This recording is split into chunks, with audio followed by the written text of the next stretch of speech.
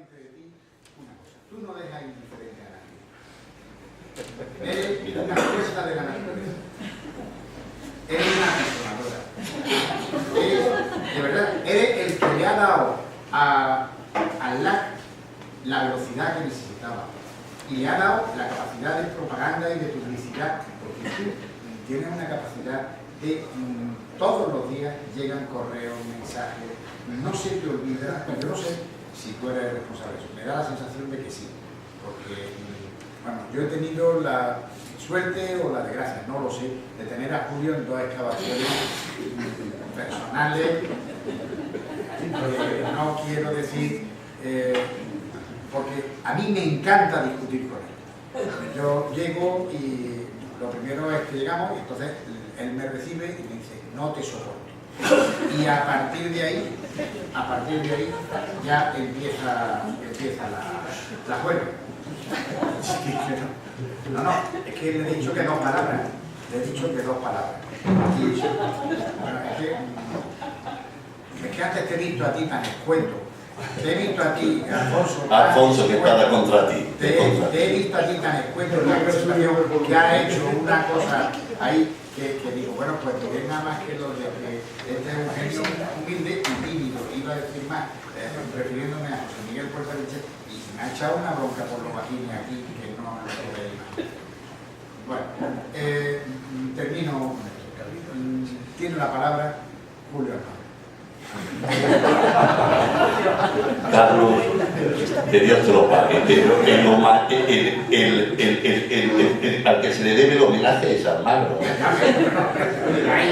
No sé si es que piensa que la vida voy a durar muy poco y que aprovechan la ocasión para el homenaje viendo mi muerte próxima. Pero yo espero que dentro de muchos años pues me hagan algo parecido. Y que vengas tú. Traslado a la cena la diversión de las excavaciones arqueológicas. Corto y cambio. De verdad que muchas gracias. Y además creo que estos momentos de distensión y sobre todo de afecto, de dirigirnos afecto a todos.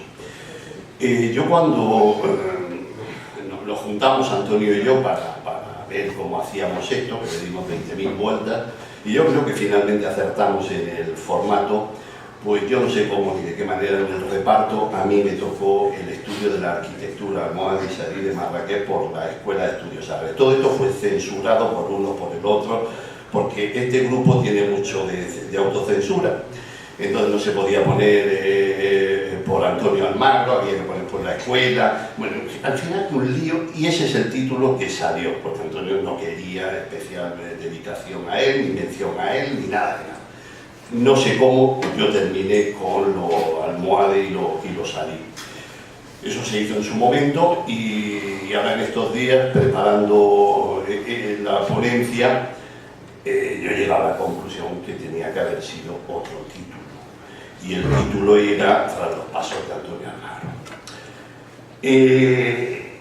Tengo que reconocer que Antonio Almagro, en su absoluta discreción vital, tienes que entrar en meditación trascendente para descubrir que realmente te ha influido y te ha influido mucho.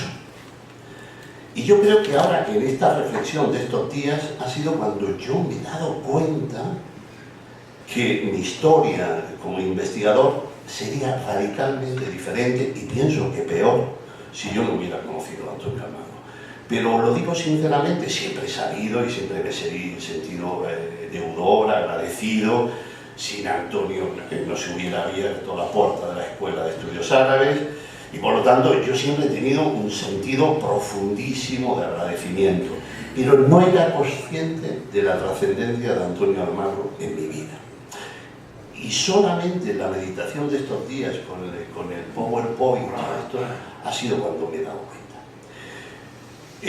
Por eso creo que yo debería dar una charla y voy a intentarla rehacer, aunque está preparada de la otra manera, que desde 1987 mi vida ha estado muy marcada por él sin que yo me diera cuenta. Yo en el 86 publico 2 libros, uno de cerámica islámica en Murcia y la cerámica esgrafiada. Él se acuerda de esa publicación, de la presentación en Madrid yo no me acuerdo de nada. Lo que está claro es que él tenía conciencia en ese momento, que es cuando se está preparando su plaza, está aprobándola, y él, de la manera más discreta, en ese momento está buscando un arqueólogo. Yo no era absolutamente consciente de nada de lo que en la cabeza de Antonio Almagro podía existir, ni de su búsqueda, ni de lo que había. Yo pienso que en su momento él buscaba un ceramólogo, porque lo que no cabe duda es que un arqueólogo de la arquitectura es Almagro. Y obviamente todo esto son conclusiones mías, porque obviamente Antonio Almagro en su faceta de Muro de las Lamentaciones jamás habla, y jamás te responde a cosas mínimamente de su mundo interior.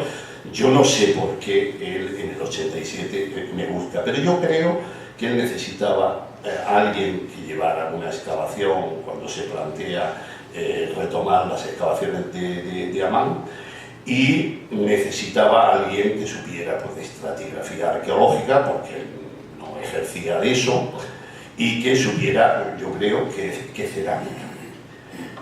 Yo siempre he tenido la sospecha que ante las muchas posibilidades que él tuvo de elegir arqueólogo, me eligió a mí, por lo tanto pienso que, y todo esto lo he estado meditando a lo largo de estos días, porque creería que yo podía ser una persona que le respondiera. Antonio es enormemente prudente y no se mete en nada si no le da 20.000 vueltas. Por lo tanto, yo creo que en esa elección le dio 20.000 vueltas y eligió a alguien con una personalidad radicalmente diferente a la suya. Estuvo buscando un Antonio Almagro en versión arqueólogo, buscó a alguien radicalmente diferente. Y a mí eso me sorprende, porque yo creo que siempre que hacemos búsqueda, pues hacemos de personalidades cercanas a nosotros. Nunca he sabido por qué. Estamos hablando del año 87 y desde entonces ya se inicia una relación. Yo era muy joven y obviamente poco reflexivo, y yo estoy de arqueólogo municipal en Murcia, estoy con una actividad fuerte en la ciudad, en Sillasa, se vincula a todo lo que estamos haciendo, él ya está aquí en la escuela y se mantiene una relación ya a lo largo de los años estrecha con él, y a través de él yo conozco a un grupo, entre ellos a Carlos, a Rafael Manzano, y siempre ahí se fue cociendo una auténtica familia, de una gente que nos queríamos, que nos valorábamos. Él estuvo en el tribunal de mi tesis, y bueno, hubo una relación estrecha de colaboración en Jordania, y hay un momento que yo ahora soy consciente de la trascendencia que tuvo ese momento, que es un viaje donde viene Carlos en el 2000 a Marrakech, porque hay un encargo o hay una petición para explorar una posible colaboración por parte de la escuela de Antonio Almagro para intervenir en esta medresa. Esto finalmente no sale adelante, pero en ese viaje en el que al menos venía Faisal Charradi, que yo creo que es el que convoca, viene Almagro, ahí se produce, yo creo que él, Antonio Almagro, llevaba en su cabeza, pero ya sabéis que no habla, la idea de crear una plaza de arqueología en la Escuela de Estudios Árabes. No cabe duda que es un hecho absolutamente inédito que un arquitecto diera el paso en su propia institución a crear una plaza que no sea una réplica de lo que cada uno, eso es lo que se hace en la universidad. Yo creo que una de lo singular que ha podido hacer, no porque yo la ocupara, que tuviera la suerte de presentarme y ocuparla, sino que la arqueología islámica en el Consejo, una plaza de arqueología islámica, no se crea desde la arqueología en el Consejo, se crea por un arquitecto, evidentemente una formación arqueológica, pero que no ejercía de arqueólogo al uso y que no es lo habitual. Antonio Almagro estaba pensando en la necesidad de que se creara una plaza de arqueología islámica. En el año 2000, en Marrakech, yo me di cuenta, cuando comiendo, cenando, no recuerdo, y él me dijo, tengo pensado crear una plaza, pero solamente daré ese paso si tú me aseguras que te presentas y me das el currículum. Pues nosotros en el Consejo, siempre que se va a crear una plaza, el que promueve, el instituto que promueve, recoge currículum y los envía a Madrid para que se apruebe en función de aspirantes, obviamente plazas abiertas, libres. Pero yo no era consciente de la trascendencia que eso estaba teniendo, porque eso era una cosa pensada por él y a la vuelta, porque en gran medida yo creo que él pensaba que yo no iba a dejar nunca Murcia, y en ese caso, cuando él por lo que se ve, estaba decidiendo la creación de la plaza, él quería asegurar que yo me presentaba. Pues yo se lo prometí. Obviamente, entre los currículum que le dieron a Antonio Almagro, yo le di el mío, y finalmente esa plaza se crea y en el 2001 la gano y me incorporo. Desde entonces ya, claro, esa relación de años se consolida en una colaboración estrechísima aquí. Y a partir de ahí es cuando yo me doy cuenta que, de alguna manera, toda su trayectoria me está influyendo. Es decir, que claro, yo empecé con los estudios de cerámica y finalmente me he estado dedicando a arquitectura, a arqueología de la arquitectura y del urbanismo islámico. E incluso he dado saltos a la arquitectura mudéjar y finalmente he dado salto a la arquitectura asarí y finalmente me doy cuenta que detrás y delante siempre ha estado Antonio Almagro. Termino excavando mudéjar en Guadalajara porque previamente los han llamado a ellos. Termino yendo a Marrakech, en este caso ya en el 2000 y después, porque previamente ya ha llegado Antonio Almagro y Antonio Orihuela. Y ahora que estoy valorando todo esto, y estoy excavando en Azarí, en Salobreña, porque ellos han llegado primero. Y por eso creo que es de justicia decir que al final, en gran medida, mi trayectoria ha sido tras los pasos de Antonio Almagro, y desde el momento de la incorporación, obviamente, Orihuela también está, y estamos funcionando como grupo, y hay una influencia y una dinámica de grupo, y no solamente en este caso hay una influencia de Almagro, sino también, obviamente, de Orihuela hacia mí. Pero bueno, en este caso lo personalizo principalmente en Almagro, porque lo que no cabe duda es que el que abre la posibilidad de crear una plaza con la importancia que eso ha tenido para que estos estudios entren en el CSIC de plena arqueología islámica, fue una decisión de él en el momento en que es director. Después de Marrakech, yo voy a explicar a través de este PowerPoint pues, ese periodo ya más cercano, en donde hay una colaboración y termino cerca de los temas que ya Antonio Almagro había abierto. Todos sabemos y se ha ponderado la obra que él ha hecho en Marrakech de estudio de este palacio en el marco de un proyecto de investigación titulado de esa manera y que le llevó una serie de años, pero él ya estaba trabajando antes y ha seguido después, porque en definitiva los proyectos nuestros de investigación terminan consolidando algo que hemos hecho y seguimos después trabajando con independencia del propio proyecto. El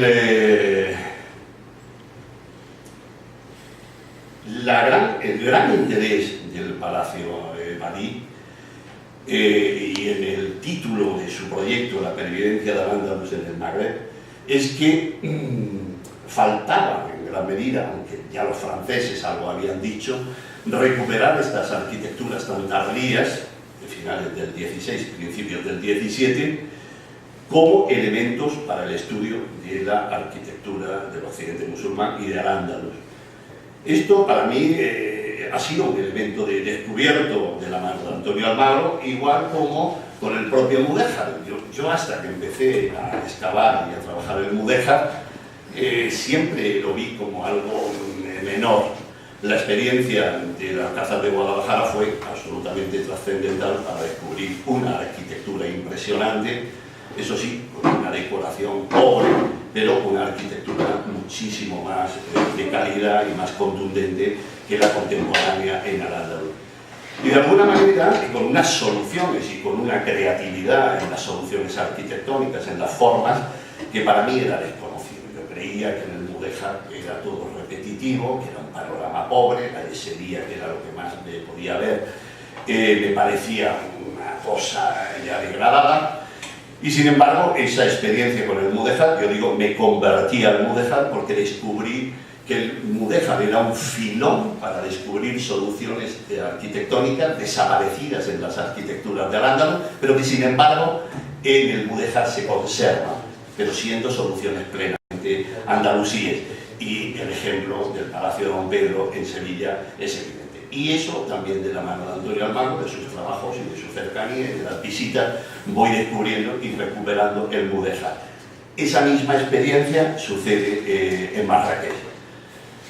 ¿Cómo yo llego a Marrakech? Por independencia de estas visitas más informales al lado suyo, porque en el año 2000 hay un proyecto de rehabilitación del Actal y se forma un equipo con Carmen Añón, Pepe Tito, Casares y Almagro, y ahí plantea el que hacía falta un arqueólogo.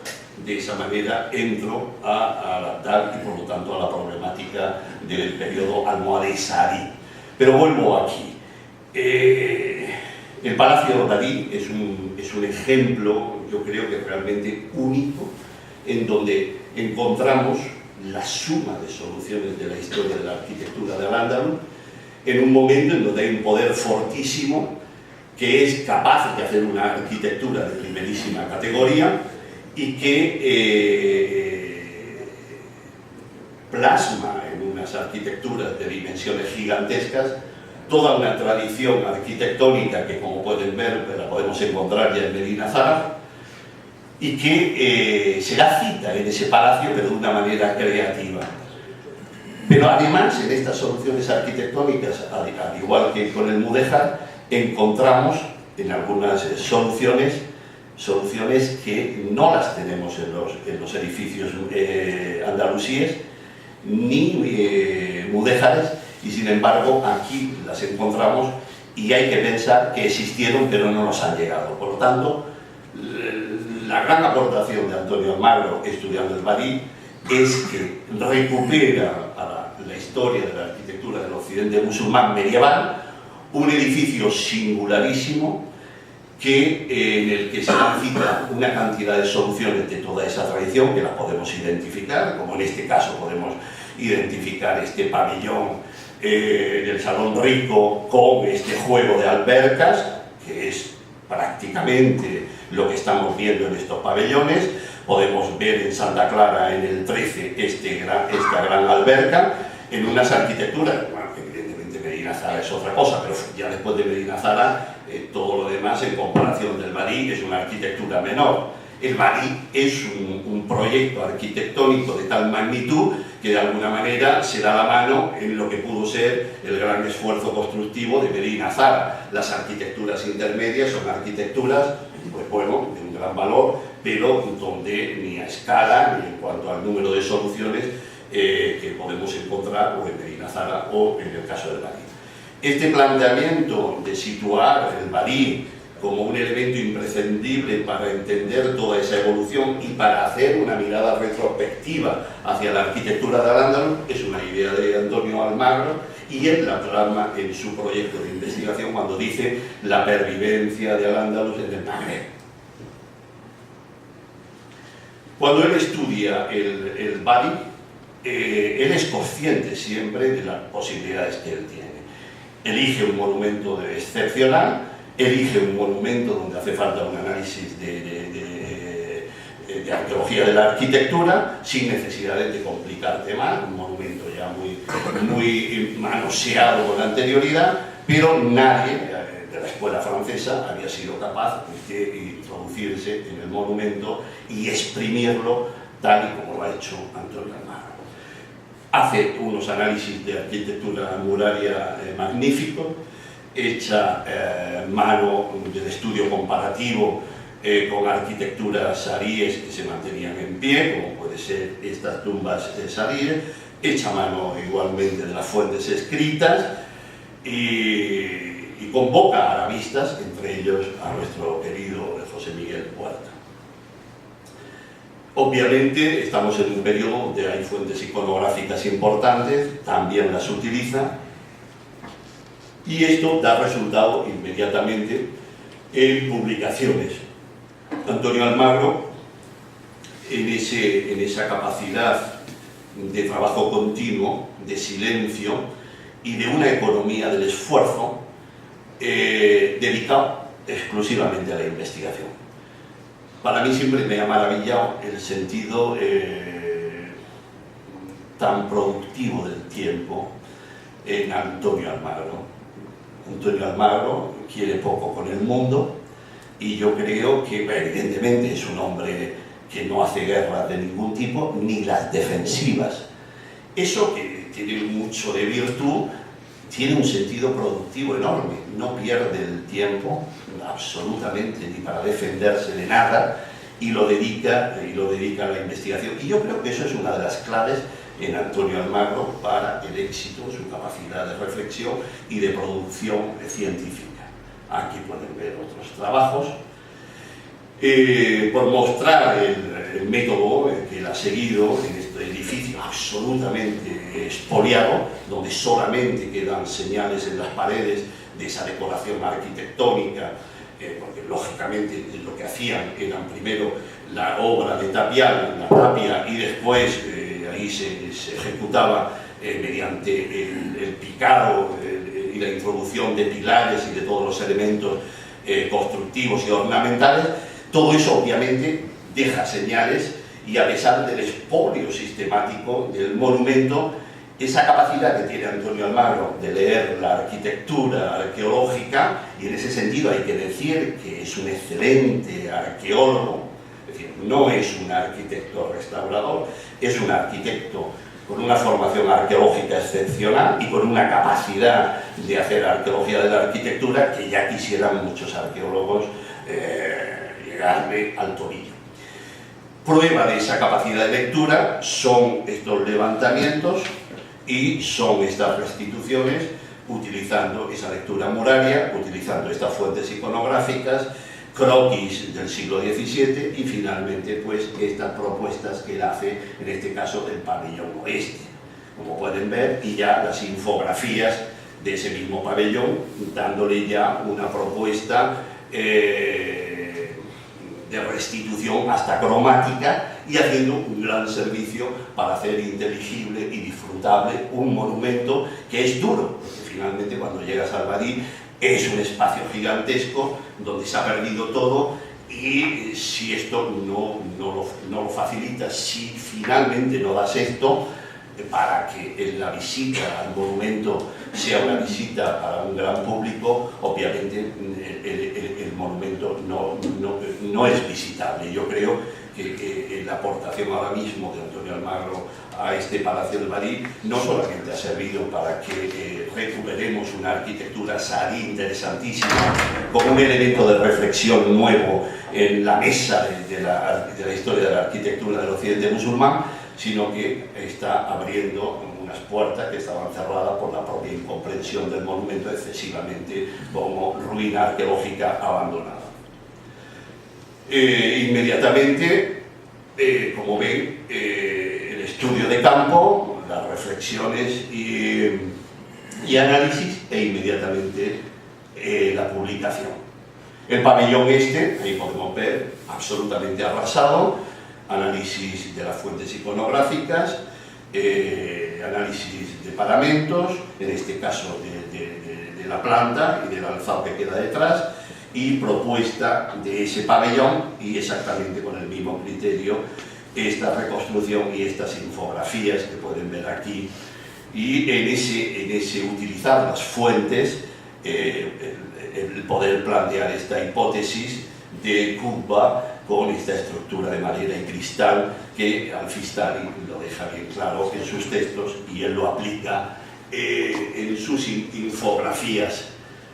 Yo quisiera aprovechar la ocasión para hacer presente que en estas infografías hay una persona dentro del grupo, que es Miguel González Garrido, que ha estado colaborando años y años junto a Antonio Almagro y ha sido quien, siguiendo sus directrices, ha sido capaz. Pero creo que es importante también que reconozcamos en los equipos nuestros de investigación la labor de nuestros técnicos, porque sin ellos muchísimos de estos trabajos no podríamos hacer, aunque en el caso de Antonio Almagro a él le gusta dibujar. Yo siempre cuando entro a su despacho y lo veo dibujando, él todo lo que puede lo dibuja. El salón norte de este gran palacio es interesantísimo, insisto, el Badi en su planta, porque por un lado podemos ver que mantiene esta tradición de la axialidad norte-sur con un pabellón siguiendo las tradiciones más tradicionales de la arquitectura andalusí. Por otro lado, este eje este-oeste, que es el que encontramos, por ejemplo, en la Alhambra con los propios pabellones, es realmente un palacio excepcional e insisto que yo entraba a la admiración de este monumento, y un monumento tan tardío, gracias a la visita con Antonio Almagro y a sus propios trabajos.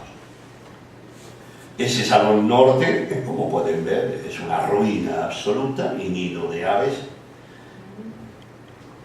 Estas son el mismo criterio de análisis murario, análisis de la planta, de restos de planta, propuestas y publicación, como ven. Y aquí, por hacer un resumen de esos análisis de todos los alzados, no recuerdo cuántos metros tiene de este a oeste el patio. 110 metros. Yo creo que es el patio, y por patio hablo de un espacio definido por crujías. Yo creo que es el más grande del occidente musulmán. Aquí planteo este resumen de su metodología y el éxito que tiene de recuperar una ruina que, bueno, era conocida, pero no suficientemente explotada, y el Badi además con la existencia de 2 niveles, con estas soluciones interesantísimas de pabellones que están concebidos, abiertos y permeables al interior del patio, pero a la misma vez con una proyección hacia el gran jardín abierto que tenía a un nivel inferior. Creo que es una de las soluciones más interesantes de la arquitectura y que yo no recuerdo encontrar ejemplos de esta complejidad en la arquitectura andalusí, y yo estoy convencido que tuvo que existir. A partir de estos ejemplos ya tardíos, tenemos que ir pensando que algún día encontraremos las fuentes de inspiración que toda esta tradición, perdida muchas de ellas en Al-Ándalus y en el propio Magreb, en este palacio de finales del 16, principios del 17, se expresó en una absoluta coherencia con la historia de la arquitectura medieval del occidente musulmán.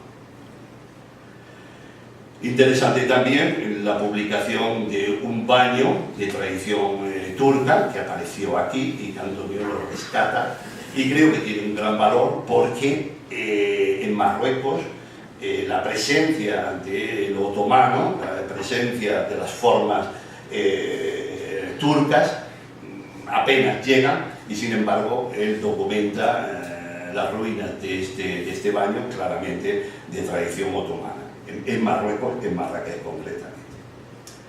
Él, en el marco de este proyecto, hace este seminario, la exposición que ya hemos visto, que ya se ha comentado, y una serie de publicaciones que le dio tiempo a hacer y seguir haciendo sobre este palacio, como pueden verlo aquí.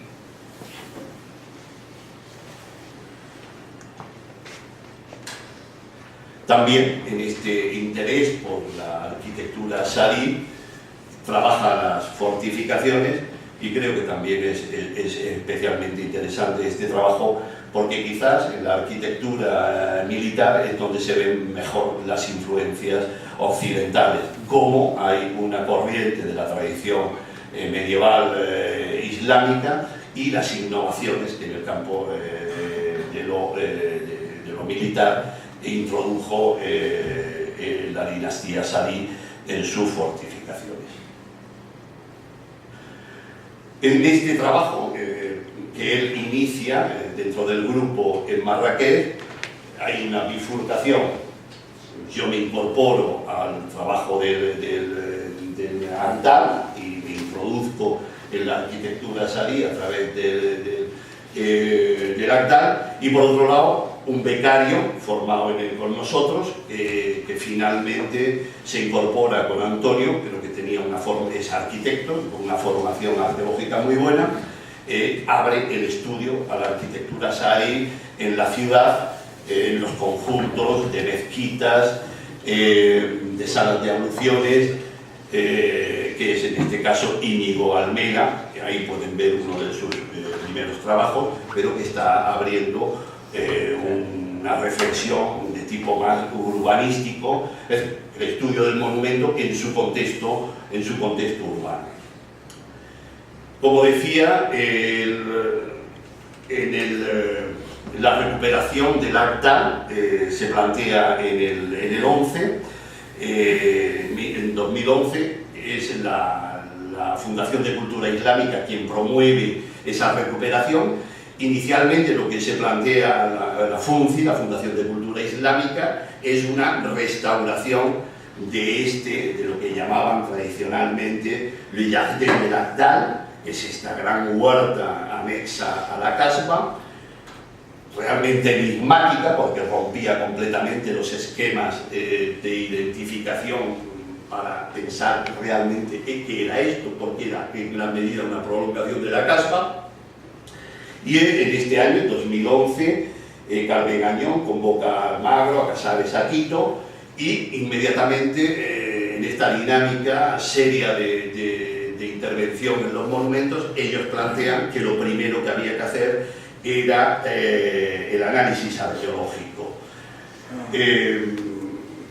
En principio, lo que se pensaba era una restauración de los huertos y una restauración de esas arquitecturas, un espacio que había llegado al 20, pero que hoy día es prácticamente una finca en producción y que todos los elementos estos patrimoniales estaban muy abandonados, y entonces desde el criterio de la FUNCI era recuperar esos espacios vegetales, dignificarlos en su tradición de espacio palatino y que los edificios también se pudieran. Entonces llaman a los que consideran restauradores jardineros, a Antonio Almagro, para que se ocupara de estos edificios, y ellos son los que dicen que es imprescindible que lo primero que se haga sea el análisis arqueológico. Lamentablemente en el Agdal se ha fracasado en la restauración de jardines, no ha habido ninguna posibilidad, no se ha podido hacer ninguna de las propuestas tampoco de Almagro, pero se consigue que para hacerse una idea del panorama de abandono de todos estos edificios,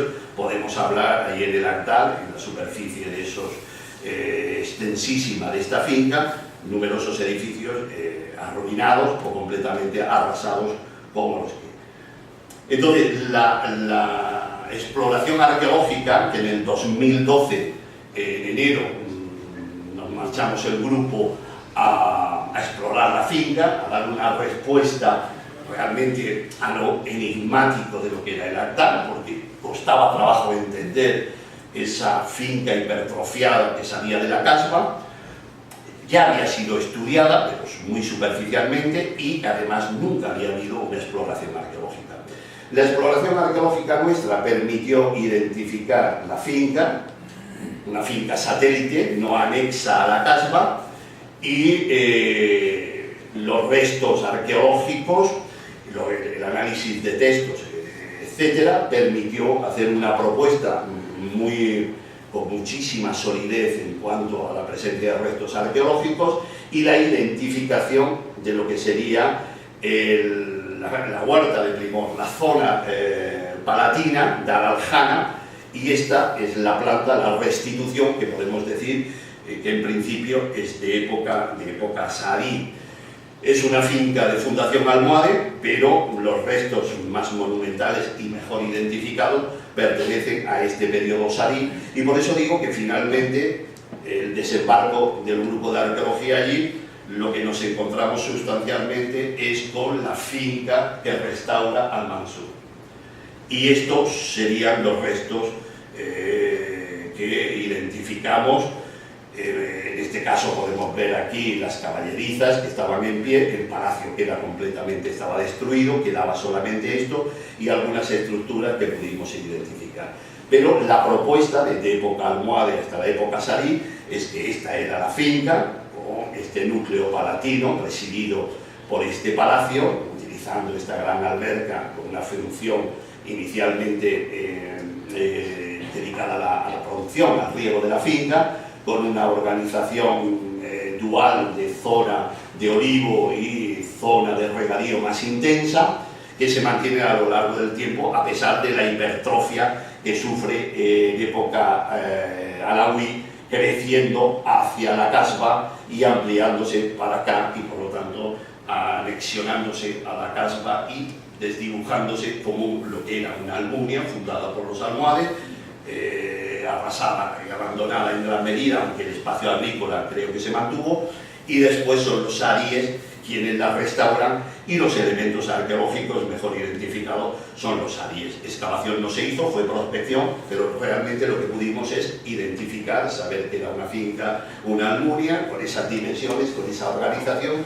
y conocer la historia de su desarrollo hasta este siglo.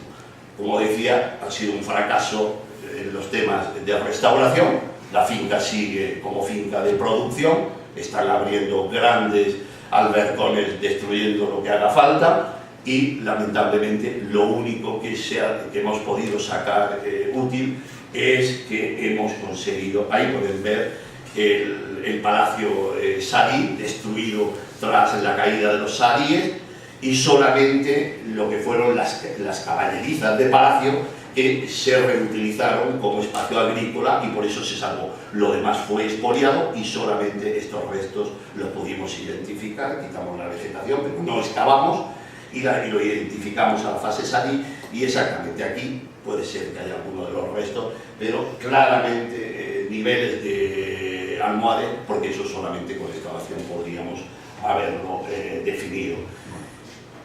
Lo bueno de estas grandes estructuras es que a pesar del abandono como espacio palatino, la alberca se mantiene como alberca de riego, desaparecen todos los elementos, insisto, ornamentales y de uso y de permeabilidad entre lo que sería el gran andén y las huertas de primor que debieron existir.